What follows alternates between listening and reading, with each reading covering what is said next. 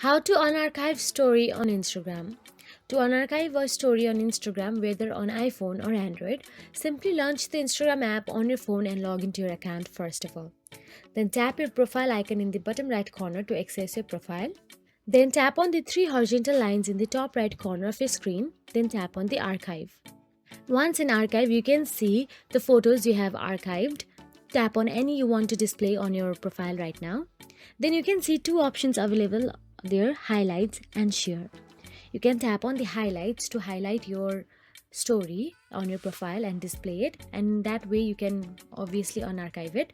And the other way is tap on the share icon and you can share your previous archived story to your recent story. You can also remove the date. So that is it. If you found this video helpful, please like, share and subscribe, and thank you so much for watching.